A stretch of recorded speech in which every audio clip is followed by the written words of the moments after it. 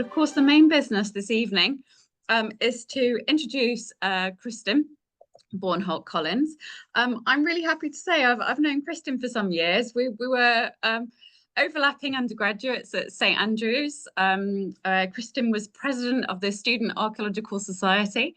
And then when I went to Cambridge after that, Kristin was already there doing her PhD, which was on Viking-Age corn hoards in the Isle of Man. And I'm thinking it was probably the late and great Mark Blackburn who supervised you for that. And since that time, Kristin has maintained her position as a leading specialist on Viking-Age hoards on the Isle of Man. She has several publications which are available through her academia.edu website. And of course, the main reason why we invited her to speak this evening is because of her new book, the Siligy volume on the Isle of Man. We're very lucky that the publishers have given us a discount code, which knocks £30 off the cover price. So we'll be sharing details of that later on and also emailing that to you. So that just leaves me to say a big welcome to Kristin for her presentation, Hanging in the Balance, Viking-Age Coin Hoards and Other Currencies at the Manx Museum, Isle of Man. Thank you, Kristin. Well, thank you for that warm welcome, Claire. And thank you for this opportunity to join you this evening to tell you about my new book on coins and currency related material held at the Manx Museum. I'd like to tell you a bit about the SCBI series and the history and genesis of the book itself, which is relevant to the interpretation of the collection. Provide a snapshot of the overall picture and share some highlights, including new finds and how to spot a Hiberno-Manx coin. And finally, to consider the nature of wealth and exchange in Viking Age man, where we find a vibrant, mixed or dual economy in the second half of the 10th and 11th centuries. What my work on the coins has shown is that the Isle of Man in the later Viking Age was hanging in the balance in terms of its attitude towards coin use, suspended between two worlds, one that counted silver and one that weighed it. And as the book shows, the Manx Vikings used this very much to their economic advantage.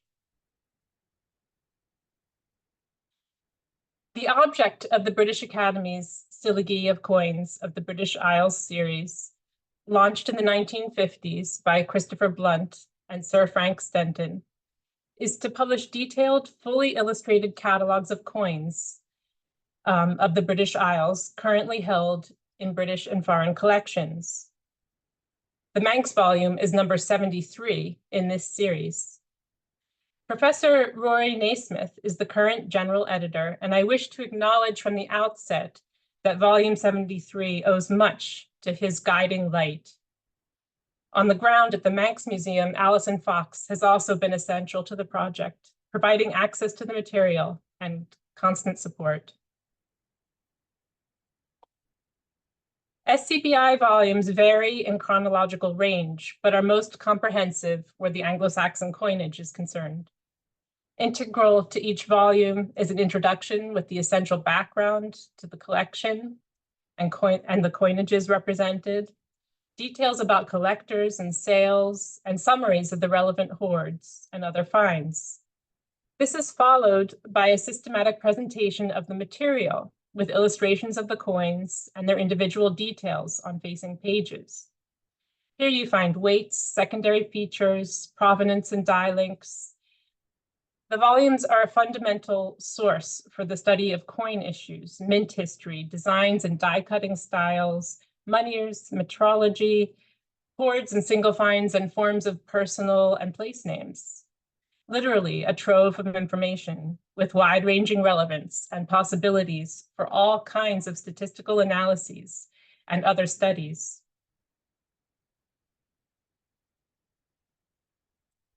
The Manx volume contains an especially diverse array of material, reflecting the island's important location at a crossroads of the Irish Sea.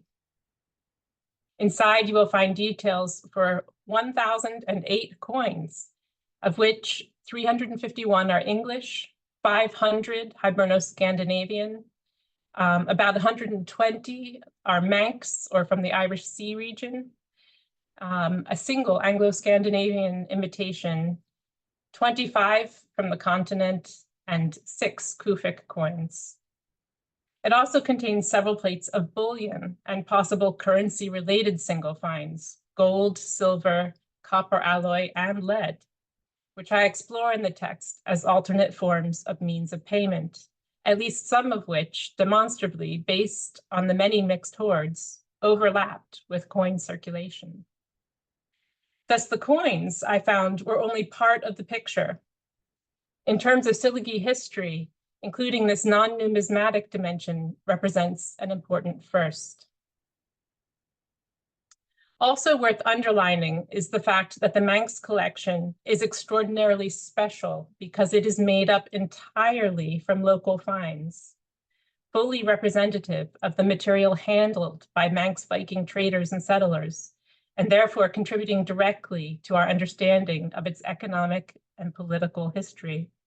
This is different from many large public collections containing amalgamations of collectors' gifts over time, often without a known source. And so the Manx Museum collection is particularly fascinating and valuable from a research perspective, and specifically for the wealth of material it offers on Viking-Age man.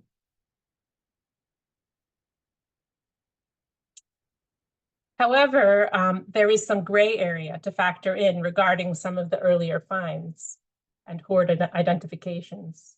The core collection of about 300 coins was held in storage for many years, starting in the later 19th century, in anticipation of the museum that would only come to be in 1922. In this period, the coins were added to, and provenances were either never recorded or the coins became mixed. That there was some confusion about the identification of these coins is reflected in the registers kept by PMC Kermode, who made attempts to record material for the early museum. In time, most coins were simply assumed to belong to the great 10th century hoard from Balaquail, discovered in 1894, though this was patently impossible based on the presence of later types struck in the 11th century. At the end of his term as director of the Manx Museum in 1957, Basil McGaw set out his concerns and collected relevant documentation relating to other finds, which he included in a memo to his successor, Marshall Cubbon. The memo was headed "Records bearing on the identity of the Anglo-Saxon coins in the Manx Museum collection, present position and problems." This would become an essential tool for future work on this material.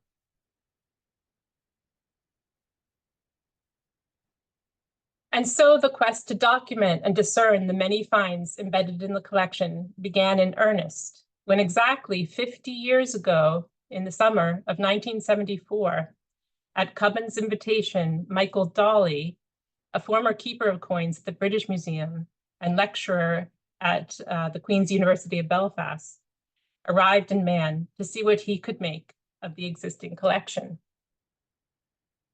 In some brilliant sleuth work, he isolated logical groups based on patination and scoured the registers and archives for clues and made great headway untangling the existing collection. And he wrote many articles in this period about the Manx finds. By chance and good fortune, the large and diverse mixed Kirkmichael II hoard was also discovered while Dolly was immersed in his Manx work. And this provided the essential evidence that led him to identify a Manx coinage.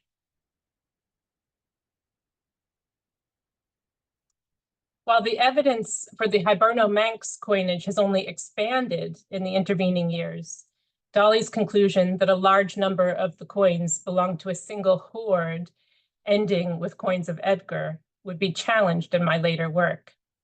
I found that an early cleaning of the coins in question had misleadingly caused them to appear associated by their tone and color.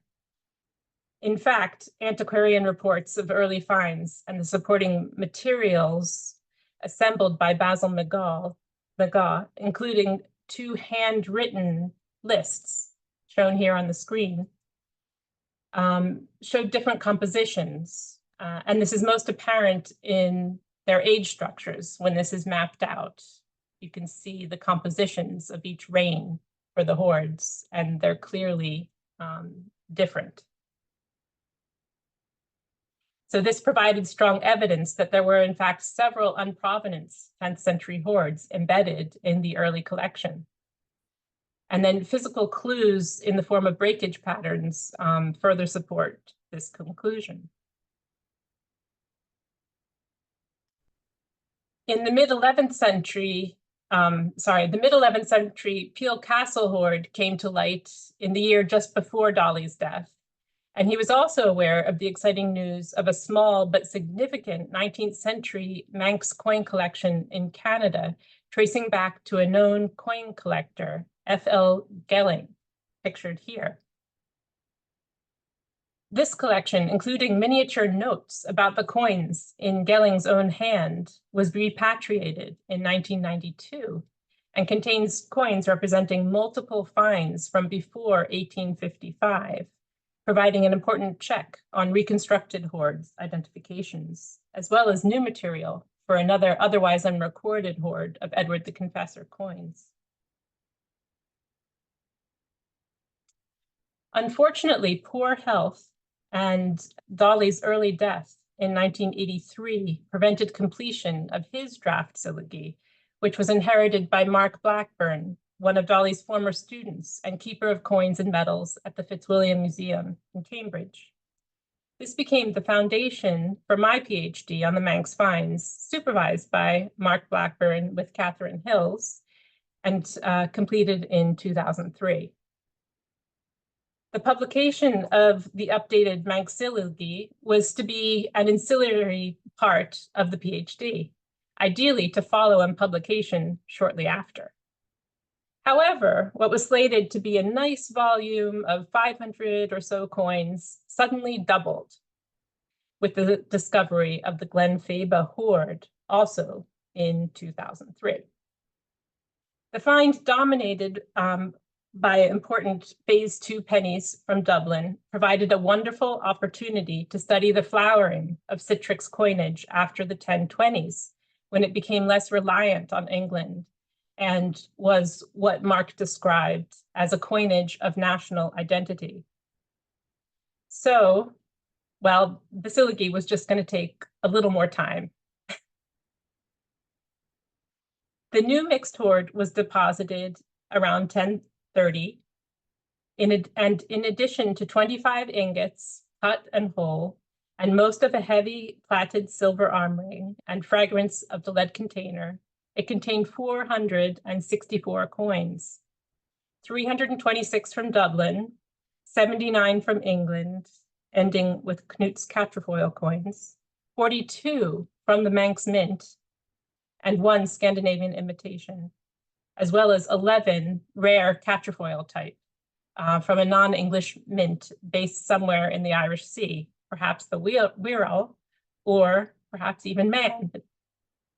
This imitative coinage had already been a particular focus for Mark's work, and the new hoard provided exciting new material for an update to his earlier study prior to his tragic early death in 2011.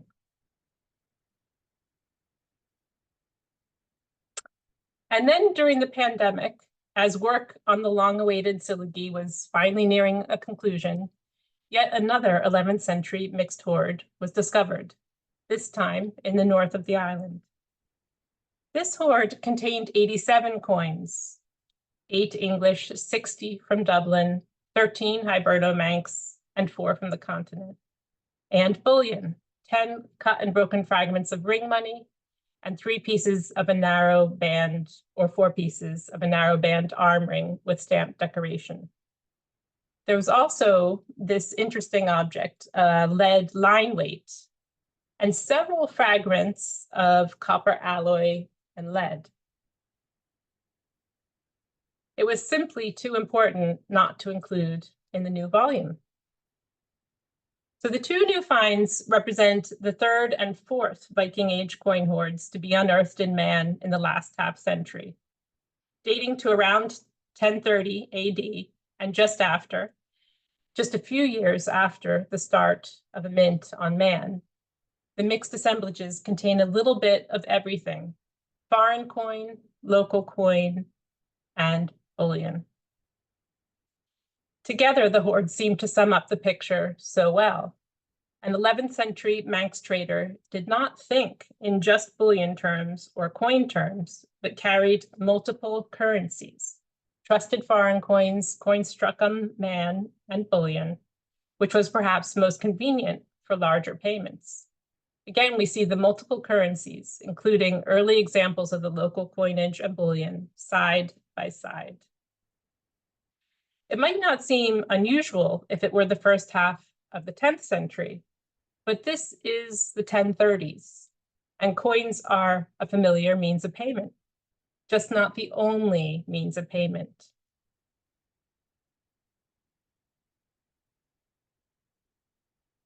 There are now more than 30 10th and 11th century precious metal hoards, coin, mixed, and coinless, known in varying degrees of confidence or completeness on record for Man.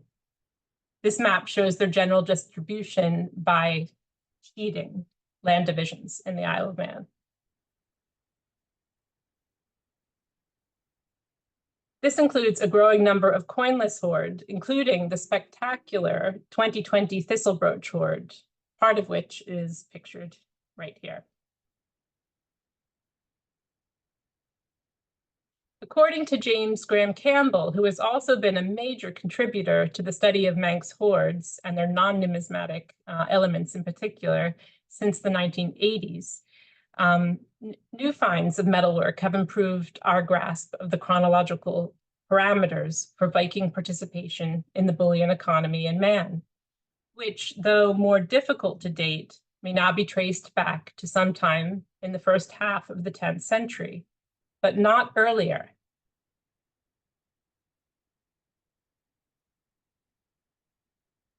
To this, add at least 25 single finds of silver and gold bullion, pack silver finds. Some are undiagnostic, but plain silver ring money and the type associated with Vikings in Scotland plays a large role, dating between 950 and 1050.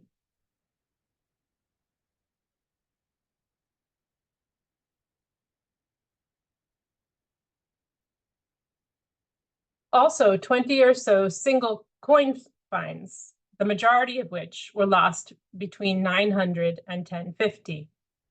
These now include dirham fragments, 4 Anglo-Saxon coins dating to the 940s or 950s from the Peel Castle excavations, several 11th century coins from the possible beach market site in the south of the island, and the first straight loss, pictured here, of an early Hiberno-Manx penny, a detector find from the north of the island in 2015.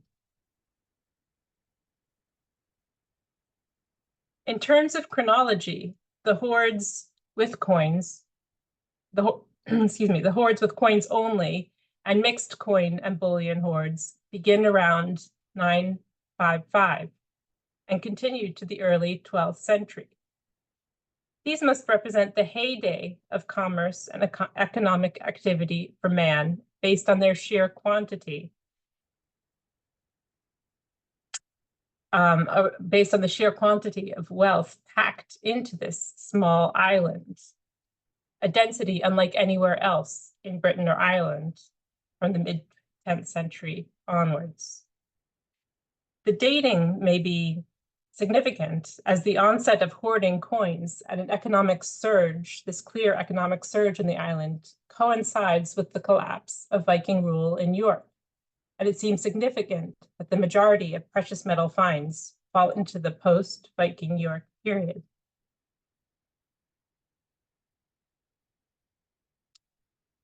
Eight coin hoards date to the mid to late 10th century, the most spectacular being the 1894 Douglas or Balaquail hoard, deposited in a stone-lined pit around 970. This deposit consisted of several hundred Anglo-Saxon coins, possibly even 1,000, but it was dispersed, and 21 ornaments, including one gold arm ring, various silver rings, a small silver ingot, and a variety of hack silver, including the ornate heads of 2 ball-type brooches. And the design on these brooches is echoed in the new thistle brooch hoard. The 10th century hoards are made up of pennies from Anglo-Saxon England, with only a handful of post-940 Anglo-Viking coins from Northumbria and a single example from the continent. The mints represented are largely those of Northeast England, though one might have expected Chester to dominate.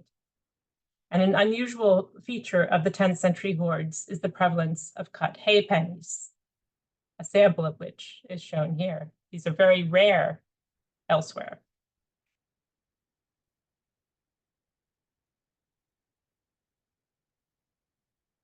To this, add at least 25 single finds of silver and gold bullion, hack silver fine. Oh, sorry.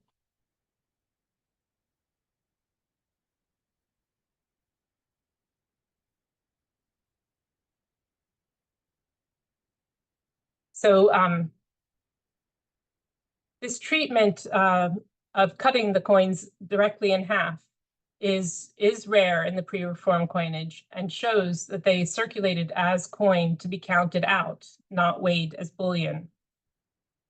A section of the Siligi introduction is devoted to exploring this topic, for these coins are a very clear demonstration of the Manx Vikings actively thinking and transacting simultaneously in 2 economic languages, the one that weighs and the one that counts. Turning to the 11th century, there are no fewer than 13 coin and mixed hoards on record, and hints of several others. All 4 of the coin hoards unearthed in modern times date to the 11th century, and 3 of these are mixed assemblages, the latest being the Kirk Michael II savings hoard dating to the 1060s. Coins from England, the Irish Sea, Scandinavia, and the continent are present in small numbers, while the coins struck in Dublin, starting around 995, dominate, showing the very close connection between Dublin and Man, 2 ports. Also present are coins from the Manx Mint, initially struck from a die or a pair of dies that were moved from Dublin to Man and put into production in Man during the time of Eckmarkach Rangvoldsson. The Hiberno-Manx coinage was produced on the island in the middle decades of the 11th century, from about 1025, maybe 1030, to 1060, or soon after. But clearly, it did not displace other currencies, the way other regulated coinages of the period would have done in their respective domain. More than 150 examples from at least 7 variously dated hoards provide the evidence for the Hiberno-Manx coinage, and this is discussed in detail in the new Siligi. These sketches, the one on the right on Dolly's own hand, show the distinctive features of the Manx coinage, which become immobilized over time. Spiky hair, a line before the face, pellet cross behind the head, and a legend that is very simple in form, just slashes and simple letters. The flan of the coin is also a little bit larger than other coins of this period. The independent trajectory of this coinage is clearly seen in the obverse legends, which I've written out a sample of them here in this slide. And you clearly see how unusual the Hiberno-Manx coinage is compared to the coins being struck in Dublin at the same time.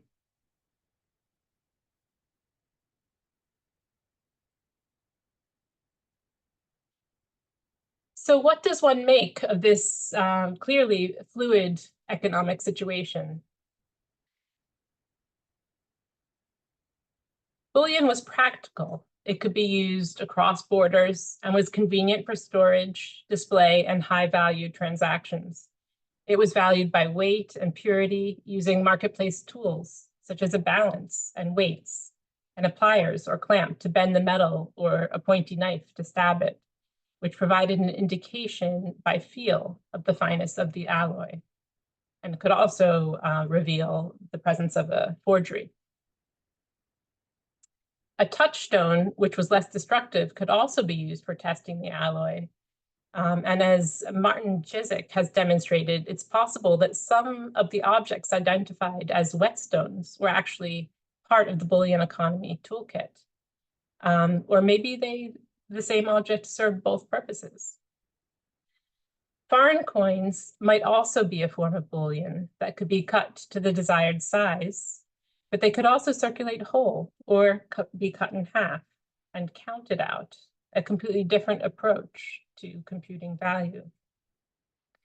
So we don't always have a clear view of when the transition took place, but in this period, the metal weight mentality shifts towards a coin using one at different times and different places. It was not a linear progression, and sometimes the metal weight custom had such a stronghold that it coexisted with coin use and production in a dual economy, where both coinage and bullion were in circulation.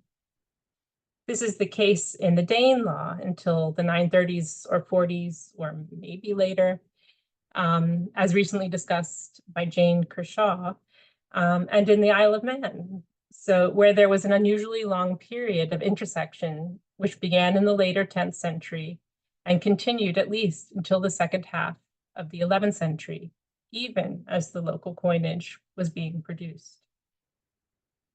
The wealth reaching man and the importance of bullion in the Manx economy is clear from no fewer than 6 coin hoards with a bullion component dating between 970 and the mid-1060s.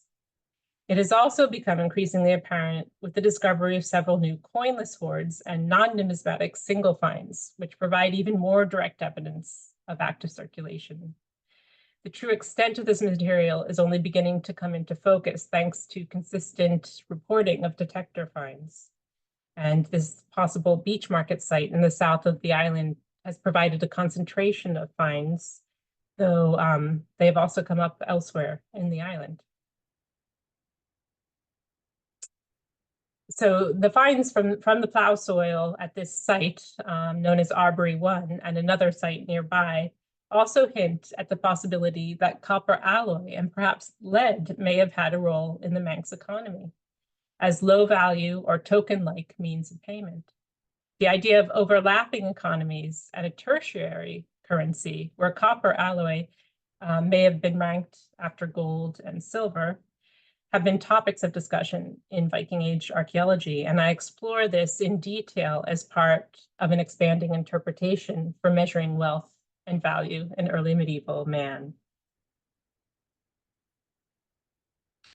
Another clue is provided by a small ingot hoard consisting of 1 silver ingot and 1 of lead, which was unearthed in 2008.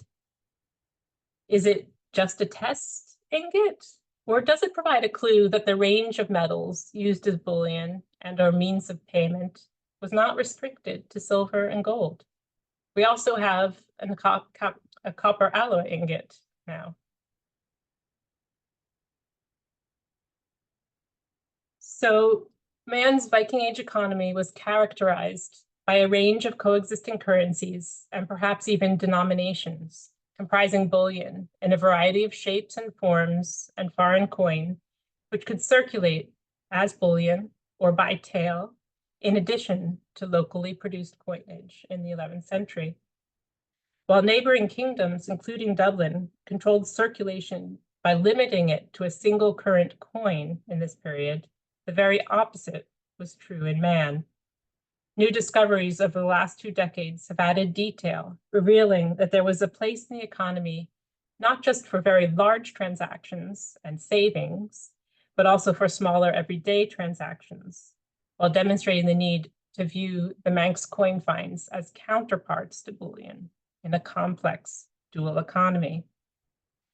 And so located at a geographical crossroads and influenced by the economies of Anglo-Saxon England, Dublin, and the continent, as well as the Viking North, the Isle of Man was suspended between two worlds, one that counted silver and one that weighed it. While there is a general turn towards national coinages across Northern Europe by the year 1000, man appears to have found a profitable compromise by embracing both metal and coin. The mixed or dual economy that resulted represents a middle way, which was highly versatile and therefore hospitable to trade in an international marketplace. The fact that this seemingly unregulated approach to handling wealth continued well into the 11th century suggests that it was not just a short-term, habit-driven solution in a time of flux, but a deliberate and sustainable choice. Thank you.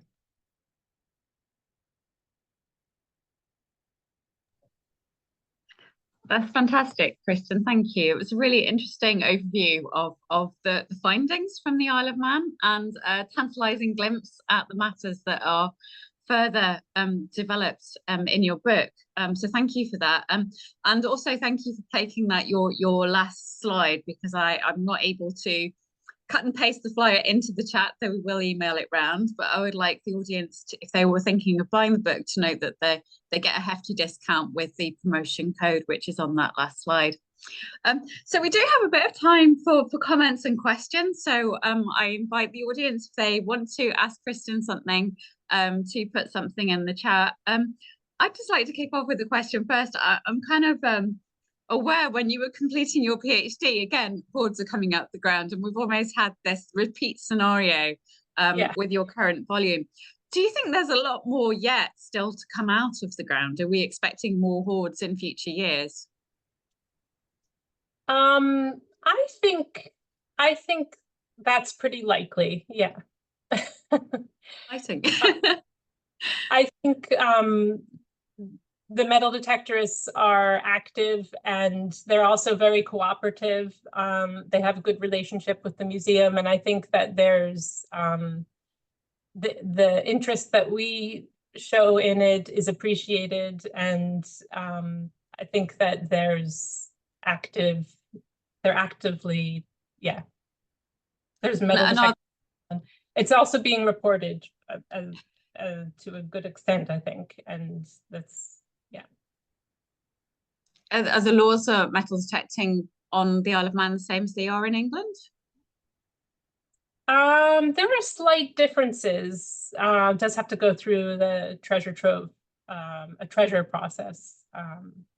Yeah, I'm not an expert on that, but it was recently revised, and yeah. Good. Okay, really interesting. Okay, so we do have some comments coming through here. First, David Griffiths. Hi, David. He says he debated with Mark over the imitative Canute Chester series and suggested it was, in fact, a Welsh series minted in Rhuddlan. And I noticed on your slide there is quite a cluster of hoards, isn't there, along the North Welsh coast? Do you have any thoughts on that yourself? Yes. So I think that the distribution evidence isn't really there. Some new finds would be nice. There was a find a few years ago from, I'm going to say it wrong, Llandorak in Wales. And it's from exactly this period, and has Hiberno-Scandinavian coins in it and some English coins, and did not have a single example. It's a small hoard, but it did not have that represented in it. And I would have expected that, but to be there if it had been a Welsh product. So I think that's a little bit of a mark against it. The Glenfaba hoard had such a concentration of the type that Mark had really come round to the idea that maybe this is a second coinage produced in the Isle of Man, maybe in a different part of the island. And I talk about that a little bit in my paper in Mark's memorial volume. It is a possibility, though this is the largest concentration of that group of coins. So I think we're still waiting for a new find to give us more of a better distribution on those coins. But a Welsh mint is possible, but there's not a lot of evidence for it. So. Thank you. Next comment question is from Andrew Mawson, who says, very interesting. You've described many hordes. Okay, this is quite a big question. What might this indicate about the socio-political situation in this trading centre? So I think that there's a lot of trade going on. I think that there's a lot of wealth that we also see reflected in other kinds of archaeology on the island, in the carved stones, especially. I think that the politics, it's interesting. There's clearly a close connection, especially in the 11th century when the Dublin coinage is relevant. There's such a clear connection with Dublin, what's going on in Dublin. So I think we have a very wealthy island, a lot of trade going on, and we could ask a lot of questions about what's being traded. I know there are some clues to that in the written sources. I think livestock and slaves are probably part of it. And I think you have a very international traffic passing through this island. And I think that's all reflected in the hordes. Brilliant. So Ashley Hearn says, it's a bit of a fool's errand plotting hordes to events in the historical record, but do you have any suggestions for the apparent lack of hordes in the early 11th century, so that sort of gap between about 990 and 1030? And yeah. Ashley asked, might it be related to events in England?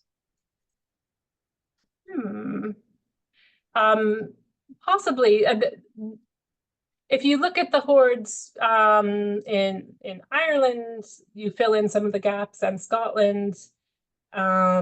So I guess a closer study of that you might be able to connect with more events, but there is silver in the region. It's just in other places. Yeah, and yeah. Do you have any more comment on that, Claire?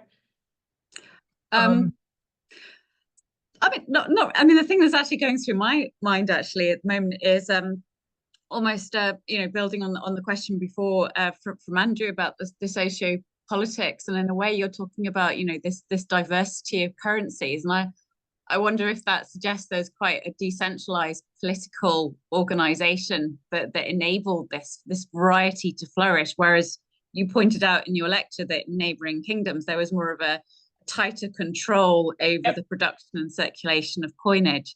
But that was where my head was at. So I agree with that. I think it might be pointing towards something like that. There were various leaders vying for control, and maybe that control wasn't complete. Maybe that is a sign of that. Yeah, I mean, the other thing that's quite striking about that time frame of missing hordes is it maps quite well onto the reign of Sitrick Silkenbeard in Dublin. So maybe it relates to events in Ireland. That might also be, a point that could be explored if we were trying to explain that gap. But as you said, we may yet discover more hordes, and there might be one found in a couple of years' time that drops right in the middle of that time slot. So, yeah, but it is a noticeable gap. But there's definitely material from Dublin that fills that too. So, yeah. Brilliant. Okay. Yes, we've got more comments coming in. Actually, I've got to even scroll up now as they're flowing in. David comes back with the point that Rhuddlan had a mint in Domesday Book, and the town was occupied and became the caput of the princes of Gwynedd in the 11th century. So I think he's waving the flag for North Wales there as a mint location around the Irish Sea. So you might want to come back to that. So please do reassure David that I definitely mention this in the book too, and the possibility is there. Yeah. Fantastic, great. Yeah. Next question, Mary Braithwaite says, why the two types of currency? Might this correspond to types of exchange or other factors? Sorry, can you repeat that? Asking about the two types of currency. Now I'm assuming she's meaning, well, correct me, Mary, you can unmute yourself to clarify or just add in the comments. But by two types of currency, I'm guessing you're meaning both coin currency and then non-coin. So these different types of ways of, the wealth that you weigh and the wealth that you count. Might this correspond to types of exchange or other factors? Have you had any thoughts about that? Yeah, Mary clarifies coins and bullion. Yeah. Okay. Yes, could be for different products, and the bullion is definitely potentially more convenient for larger items, right? Except when it's cut small. So I think it could be partially a matter of convenience, and but a coin itself is not. It should be appreciated that a penny in this period is probably more like a 10-pound note or a 20-pound note. It's not just small change. It is, a part day's wages or something. So that's why maybe the other metals show smaller transactions as well, and a need for something to represent that exchange. So I do think, we don't have more information about that, but I think it could represent different kinds of transactions. And then we have, something could be for paying taxes or rents, or tolls, and maybe you had different kinds of money for different kinds of payments. Great, that's really interesting. Thank you. Next question is from Leslie Abrams. She says, did I understand you to be saying that when half pennies were cut, it meant that they circulated as coins, but not weighed as bullion? Because by comparison, cut dirhams were bullion, presumably. How can cut coins be used to reflect different practices? Sorry if that's not very coherent. No, I understand the question. The halfpennies are just so exact in the way they're cut that you could weigh it out if you were being nitpicky, but you could also just look at it and accept that as a half coin, a halfpenny, and so it was that could make a transaction easier, faster if you can just count it out, maybe. Whereas, so you see cut coins in some of these huge Scandinavian or Eastern European hoards, and they're just like little fragments, slivers. They're very randomly cut, and you would definitely have to weigh that out. It might have been a kind of small change, but it would have to be weighed out because you couldn't tell, or the dirhams, you couldn't gauge it just by looking at it. Whereas the cut halves are clearly intentional as halves, and so could be counted. Fantastic. I'm actually just interlaced that when you've answered comments, including that one, just to Leslie, people are sort of saying thank you for the response, and it makes sense. I could add something to that too, which I really give that subject a lot of attention in the book. I found that really an interesting question, and when I came back to the data using the sources online, things that have been reported in detecting portable antiquities.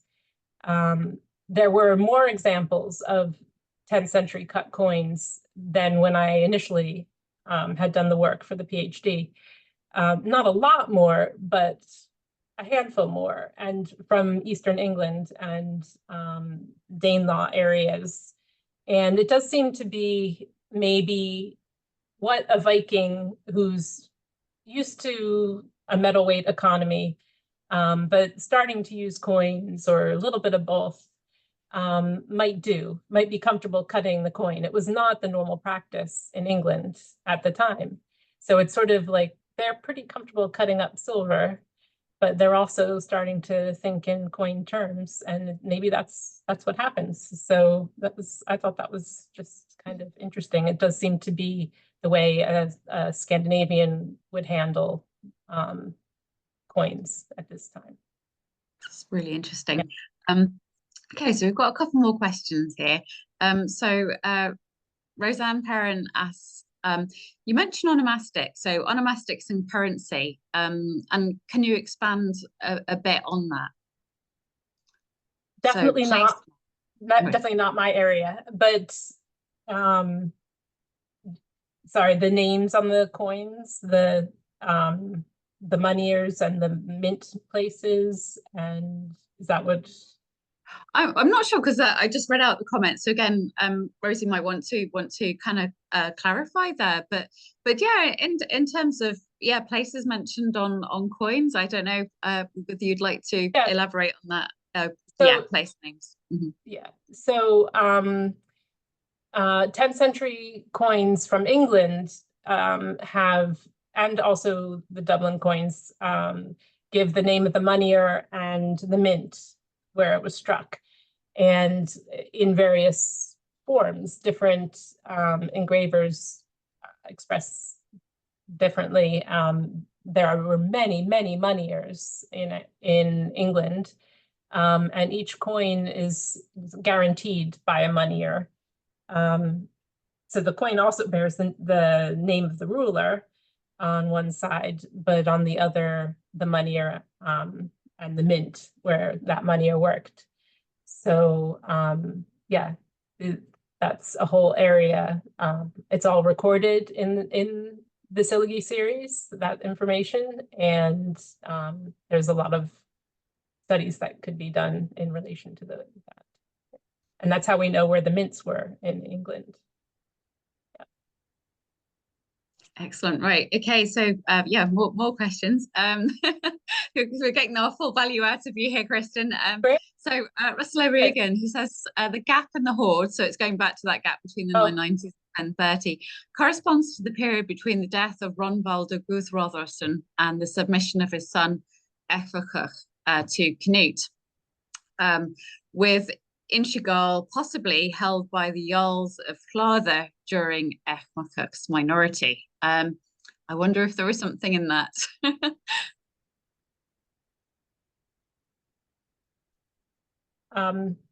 Yeah, maybe.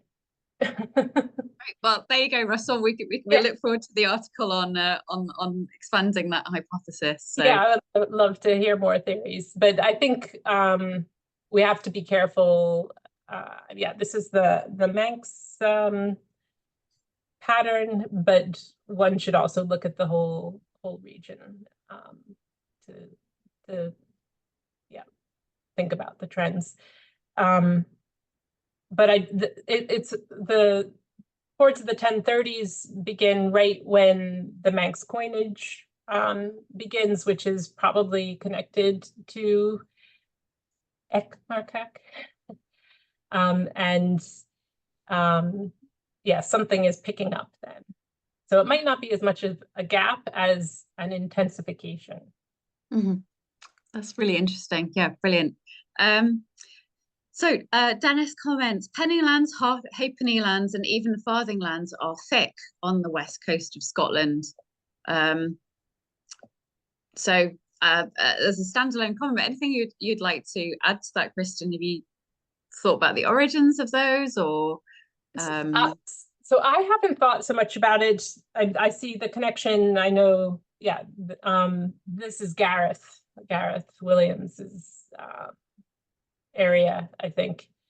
And yeah, I think that maybe connected with yeah, taxes, and there's a connection, but yeah, I don't know much more about that. Yeah, I mean, it's interesting in terms of coinage, I suppose, and maybe land taxation. But yeah, but sort of slightly off the topic of the Manx swords you've been discussing this evening. So I think we've come to the end of the list of questions. But I think that it's a testament to the interest generated in your talk that we had such a good discussion section after, and there's plenty of things I'm sure we'll all walk away from sort of thinking about afterwards. And yeah, I hope that many of you will either get the book or request it for your library to learn more on that topic. So yeah, it just leaves me to say thank you to everybody coming along, and thank you so much, Kristin, for sharing your time with us this evening and giving us an insight into your book. Thank you so much. Thank you. Thank you for listening and coming out, and I hope that people will enjoy the book and write to me with questions. Excellent. Okay, well, thank you, everybody. Yeah, good night, and hope to see your names popping up at our future events. Okay, bye for now.